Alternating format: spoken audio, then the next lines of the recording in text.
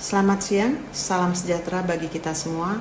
Perkenalkan, nama saya Dr. Gigi Maria Sitanggang dengan NIDN 0005117902. Saya merupakan dosen Fakultas Kedokteran Gigi Universitas Sumatera Utara pada Departemen Radiologi Kedokteran Gigi. Hari ini saya akan menyampaikan bagaimana teknik pengajaran saya, yaitu menggunakan metode DIA, Delivery, Interaction, and Assessment. Pada kesempatan ini, saya akan menjelaskan salah satu mata kuliah saya pada blok 10 Sistem Stomatognasi, di mana ada pada modul 5 dengan topik kegagalan radiografi. Blok 10 dilaksanakan pada semester 3 yang merupakan semester ganjil, di mana memiliki bobot secara keseluruhan 8 SKS, dan topik kuliah saya yaitu dengan judul kegagalan radiografi yang dilaksanakan dalam waktu 1 jam. Adapun capaian pembelajaran dari mata kuliah ini adalah mahasiswa diharapkan dapat menjelaskan hal-hal yang dapat menyebabkan kegagalan yang mungkin terjadi pada saat melakukan processing film. Sistem pembelajaran dan materi yang akan saya lakukan di awal pertemuan dengan melakukan yang pertama, perkenalan untuk membangun keakraban antara dosen dan mahasiswa. Kemudian yang kedua, membahas kontrak perkuliahan, di mana ini adalah membuat kesepakatan yang terkait antara proses perkuliahan yang berjalan termasuk modul dan topik perkuliahan sehingga mahasiswa mengetahui proses dan gambaran bagaimana pelaksanaan perkuliahan selama blok 10 berjalan. Kemudian membuka diri untuk diskusi. Saya akan mencoba mengetahui pemahaman masing-masing mahasiswa terkait topik kuliah yang telah saya sampaikan, salah satunya melalui asesmen dengan diskusi kelompok dan sidang pleno. Juga tugas kelompok dan tugas individu, serta ujian modul dalam bentuk CBT. Kemudian yang ketiga, menjelaskan bobot penilaian dari mata kuliah ini, yaitu ujian modul sebanyak 35%, case method itu yang terdiri dari keaktifan dalam diskusi kelompok sebesar 10%, praktikum 10%, skills lab itu sebanyak 25%, di mana dilaksanakan di radiologi kedokteran gigi, dan project based learning itu sebanyak 16%. Kemudian bobot penilaian ini juga sudah tertera di dalam buku panduan blok 10, yaitu Sistem Stomatognasi. Itulah gambaran perkuliahan blok 10 dengan topik kegagalan radiografi. Adapun rujukan atau referensi yang digunakan dalam pembelajaran di blok 10 ini adalah yang pertama, buku yang berjudul Essentials of Dental Radiography and Radiology itu dari Wyeth, dan kemudian Oral Radiology Principles and Interpretation itu dari Parwah. Selanjutnya, metode online atau media online yang digunakan di dalam mencari topik yang mendukung untuk dijadikan sebagai bahan diskusi terkait materi perkuliahan, diskusi kelompok, dan sidang pleno. Kemudian saya saat ini akan menampilkan proses pengajaran yang saya lakukan pada mata kuliah blok 10 modul 5 dengan topik kegagalan radiografi. Selamat menyaksikan, sekian dan terima kasih. Selamat pagi semuanya adik-adik. Selamat pagi. Yo, kurang semangat. Selamat pagi adik-adik semua. Udah sarapan belum? Sudah. Oke, perkenalkan saya Dr. Gigi Maria. Tentunya adik-adik semua sudah kenal ya. Kita selama ini sudah ketemu di beberapa diskusi kelompok. Ya benar ya? Nah, dan mungkin saya yang tidak mengenal kalian satu persatu secara personal. Ya, oke. Pagi ini saya akan membawakan topik kuliah dengan topik kegagalan radiografi. Kita ada di blok 10 dan di modul 5. Ya. Nah, untuk topik kuliah ini, capaian yang ingin dicapai dari mahasiswa itu diharapkan mahasiswa mampu menjelaskan kegagalan radiografi yang akan dilakukan sebelum kita melakukan interpretasi. Indikator pembelajarannya ketepatan menjelaskan kegagalan-kegagalan dari hasil radiografi, kemudian ketepatan dalam menjelaskan hal-hal yang menyebabkan kegagalan yang mungkin terjadi pada saat kita melakukannya di ruang operasional, kemudian ketepatan menjelaskan dalam hal yang menyebabkan kegagalan yang mungkin terjadi pada saat processing film. Sebelum kita melakukan interpretasi, kita terlebih dahulu harus melakukan evaluasi mutu radiograf. Nah, evaluasi mutu radiograf ini seperti kalian sudah mendapatkan kuliahnya itu jenis radiografnya apa aja, radiografi intraoral dan ekstraoral, berupa intraoralnya itu periapikal, oklusal, dan bite-wing, kemudian ekstraoral itu ada radiograf panoramik dan cefalo. Nah, untuk radiograf periapikal ya, yang harus kalian nilai secara kualitasnya itu yang pertama, posisi objek harus tercakup ya, semua objek yang kita foto, yang kita inginkan, misalnya gigi 36, itu harus tercakup dalam satu radiograf tersebut ya. Nah, baik giginya maupun jaringan pendukungnya. Kemudian tidak ada overlapping ataupun tumpang tindih. Selanjutnya distorsinya minimal. Distorsi di sini dalam hal adanya pemanjangan atau pemendekan dari objek yang difoto. Selanjutnya kontras, detail, dan ketajaman baik. Apa itu kontras, apa itu detail, dan apa itu ketajaman, nanti kita akan lanjutkan. Nah, selanjutnya sebelum interpretasi dilakukan pengambilan kesimpulan. Kita nilai mutu atau kualitas radiograf tersebut dapat diinterpretasikan atau tidak dari hasil kualitasnya. Kemudian radiograf oklusal ya, objeknya yang dilihat apa? Gigi anterior dan posterior pada kedua sisi itu harus tampak ya. Selanjutnya palatum itu apabila di rahang atas, dasar mulut itu untuk rahang bawah. Kemudian ada tidaknya overlapping ataupun tumpang tindih ya. Kemudian adanya distorsi yang minimal ataupun gambarannya jelas atau tidak. Selanjutnya seperti radiograf periapikal, kontras, detail, dan ketajaman baik. Kemudian dilakukan kesimpulan mutu atau kualitas radiograf dapat atau tidak diinterpretasi. Kemudian radiograf bite-wing, sama seperti radiograf periapikal tadi, posisi objek tercakup atau tidak sesuai dengan tujuan pembuatan radiograf. Sama seperti radiograf yang lainnya, overlapping, distorsi, kontras, detail, dan ketajaman, kemudian kesimpulannya ya. Begitu juga dengan panoramik, kita nilai juga kualitasnya seperti apa. Jadi nanti adik-adik kalau misalnya sudah koas, ini adalah pekerjaan kalian semuanya. Sebelum kalian melakukan interpretasi ya, kalian harus menilai kualitasnya dulu. Ini adalah radiograf panoramik, bagaimana radiograf tersebut.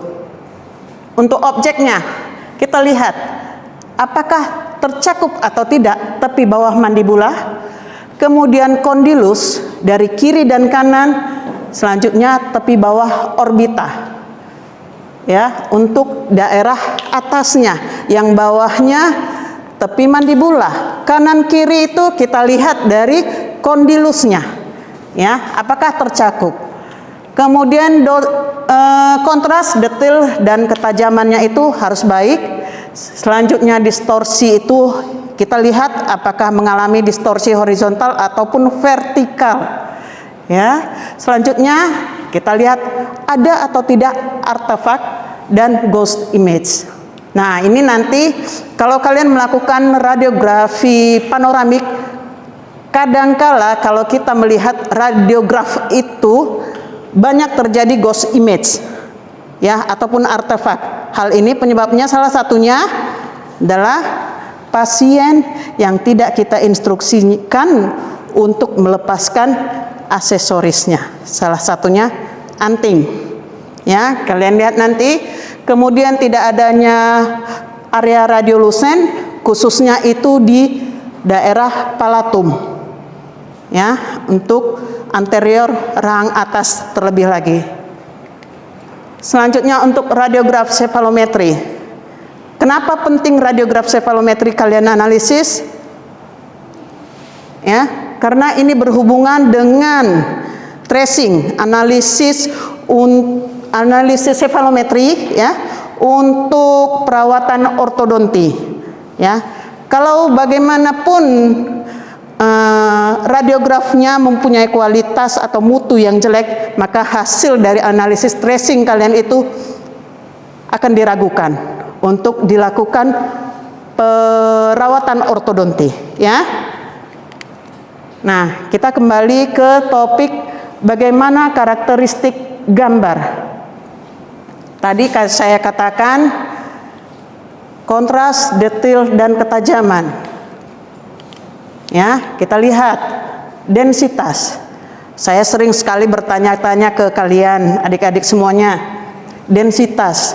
Apakah itu densitas? Ya, dengan paparan yang saya ada tuliskan di sini, kira-kira siapa yang tahu dengan definisi densitas itu dalam bahasa sehari-hari?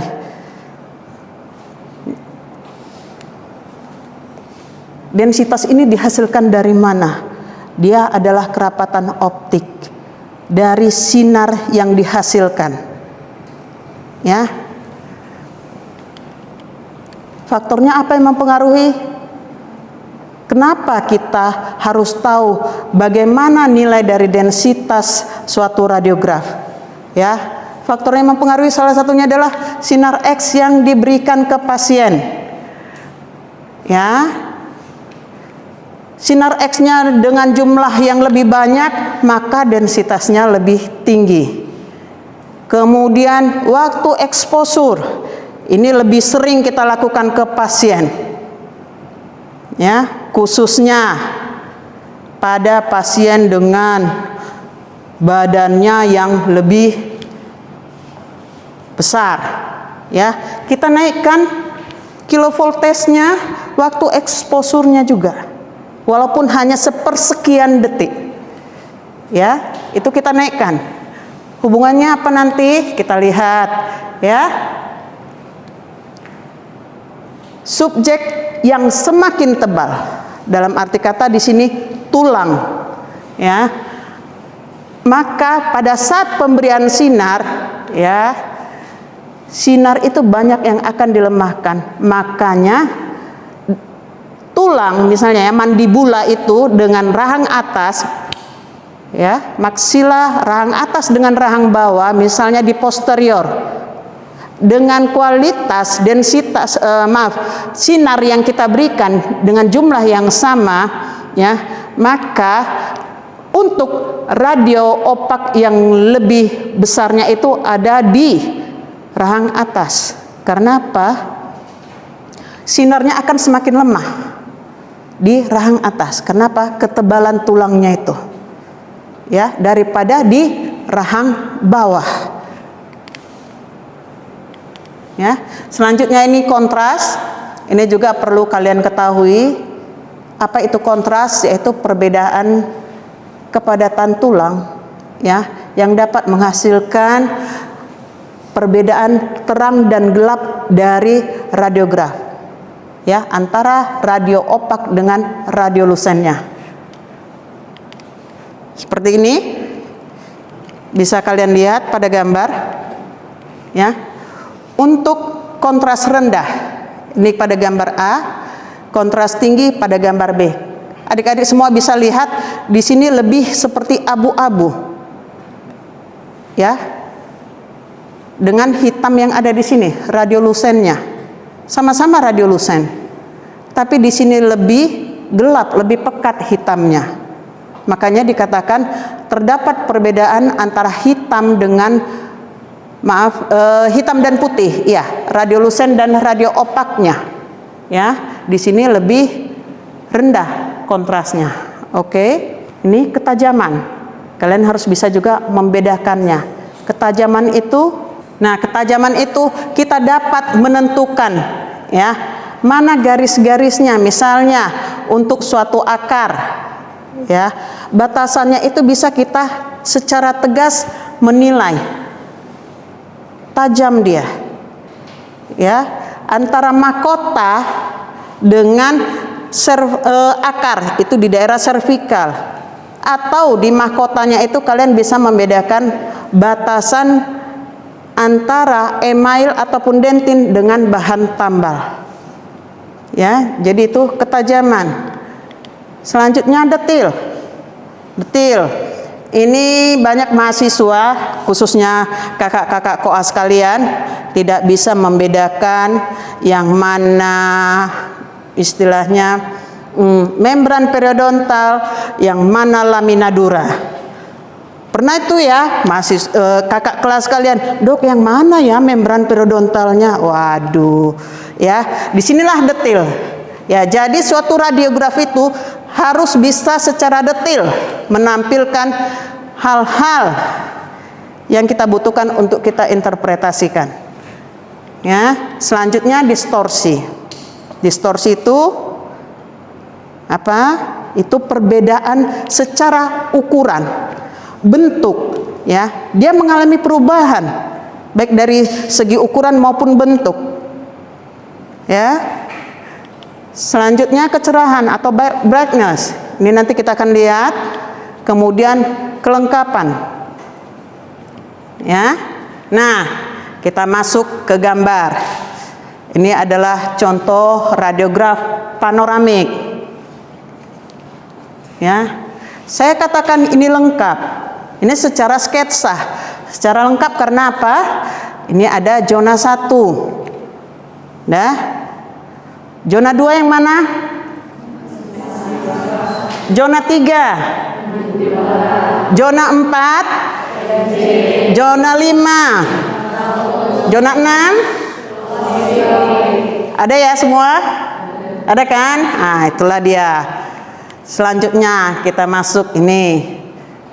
Ini salah satu contoh radiograf yang terlalu terang atau sering dikatakan low density. Ya, penyebabnya apa? Salah satunya kalau skills lab kalian under development. Yang dimaksud dengan under development itu apa? Pada saat kita melakukan processing pada larutan developer, kita terlalu cepat melakukan processingnya. Sehingga seperti itu, terjadi low density. Selanjutnya ini, kira-kira siapa lah ini ya? Kuning ya? Ayo, silakan. Apa itu? Ngapa bisa terjadi? Mungkin filmnya terlalu ke bawah. Film Terlalu ke bawah. terlalu ke apikal. Iya, dokter. Oke, hebat.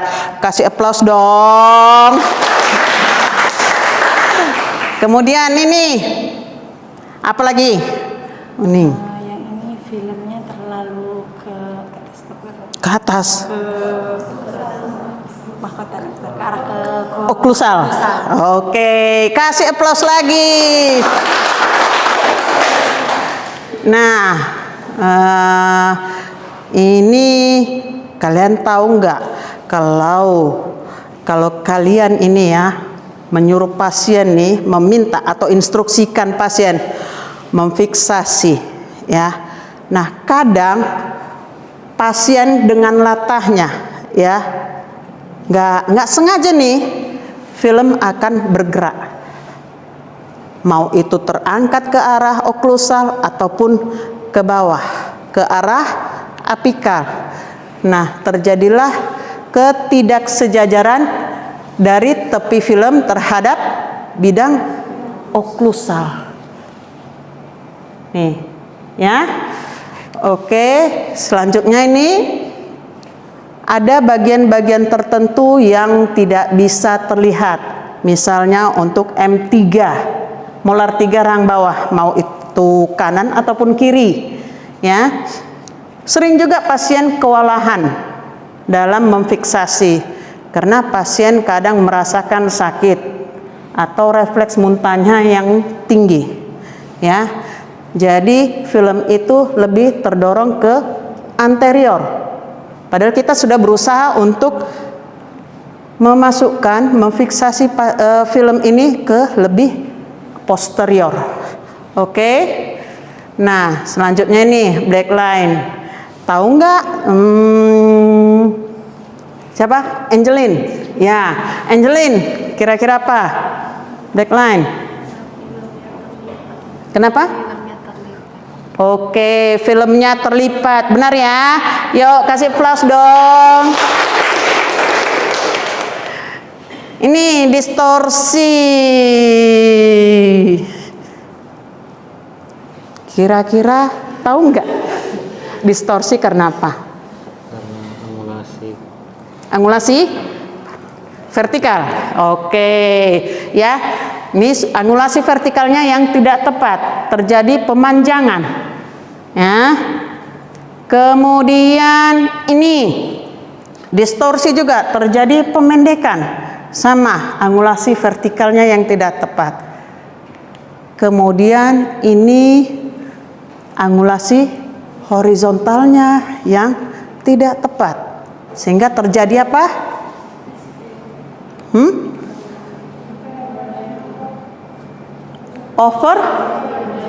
Overlapping. Ya, kalian bisa lihat, adik-adik bisa lihat ya, gigi 3, 4, 5. Ya, adanya overlapping. Selanjutnya ini scratch film.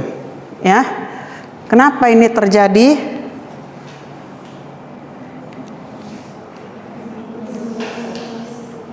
Pada waktu skills lab, sebelum skills lab, saya sering mengatakan sama adik-adik semua, kuku harus dipotong.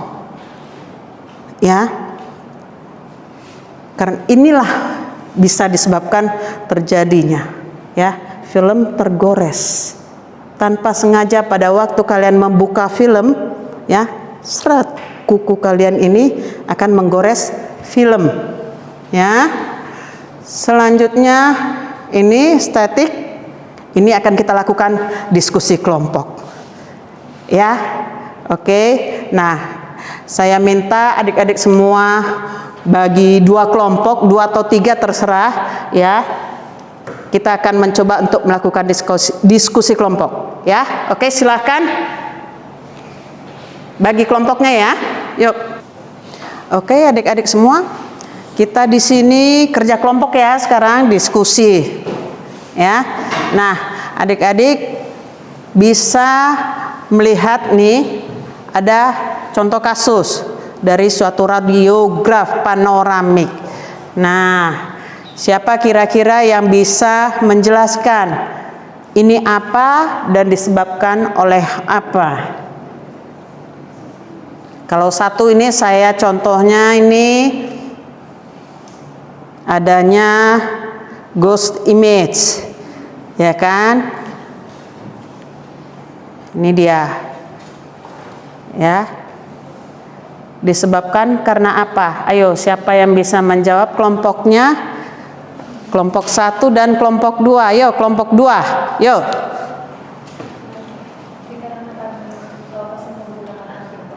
Pasien menggunakan anting. Aksesoris, yuk kasih aplaus ya. 1 poin untuk kelompok 2. Kemudian ini kasusnya, ini ada ghost image juga ya di daerah anterior.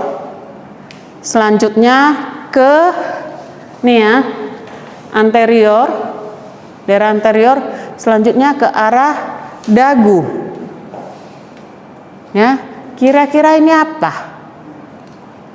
Apa, ya deh? Developernya yang terlalu singkat, terlalu rendah. Bukan. Ayo, kira-kira apa? Ayo, kelompok 1 apa? Yuk. Apron atau tiroid kolar.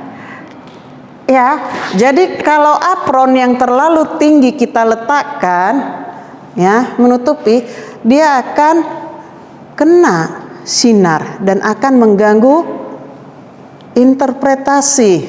Seolah-olah di sini ada lesi, ya kan? Ini radio opak, ya. Seolah-olah nanti kalian katakan ini kayak odontoma lah, ya kan? Jadi salah interpretasi. Padahal ini tiroid kolar ataupun apron, ya. Makanya di radiologi kedokteran gigi kita tidak menggunakan yang namanya tiroid kolar, ya, karena dapat mengganggu penyinaran yang akhirnya mengganggu interpretasi. Oke, kasih aplaus sama kelompok 1. Selanjutnya ini ada adik-adik semua lihat gambaran radiolucent nih. Kira-kira kenapa? Ayo. Lidah pasien nggak menempel saat exposure. Lidah pasien tidak Ke atas langit-langit. tidak menempel di langit-langit. Palatum ya. Oke, yuk kasih aplaus kelompok 2. Ya, berarti udah mengerti ya. Kemudian kira-kira ini ada nggak? Kualitasnya bagaimana ini ya? Hah? Ketajaman. Apa? Kelompok 1? Hah? Terlalu besar ya. Focal spot. Focal spot maksudnya bagaimana? Ketajamannya lebih rendah. Focal spotnya terlalu besar. Maksudnya focal spot apa? Hah? Kalau adik-adik semua secara teknik, pasien meletakkan dagu di mana? Chin rest. Kemudian dia ada menggunakan fiksasi kepala, ya kan? Selanjutnya posisi kita mengarahkan pasien untuk tetap menghadap ke depan. Oke. Bagaimana dengan yang namanya Frankfurt horizontal? Untuk tekniknya bagaimana? Sejajar dengan lantai. Kalau dia tidak sejajar dengan lantai, ini akan mengakibatkan salah satunya bidang oklusal dari pasien, ya, bisa membentuk parabola atau lurus datar, ya. Nah, ini hubungannya ke situ. Jadi ini pasien, posisi pasien bagaimana? Terlalu menengadah, ya. Nih, kira-kira gini ya. Kalau pasiennya kepalanya miring ke kanan atau ke kiri, ginilah hasilnya. Ya, terjadi asimetris hasilnya. Padahal pasiennya belum tentu asimetris. Demikian kuliah kita, ya. Nah, adik-adik perlu membaca referensi, ya. Yang saya pegang ini adalah dari buku Wyatt dan Parwah. Silahkan adik-adik baca, karena semua soal ujian, semua diskusi kita, semua topik itu kita ambil dari referensi ini. Oke ya, selamat belajar.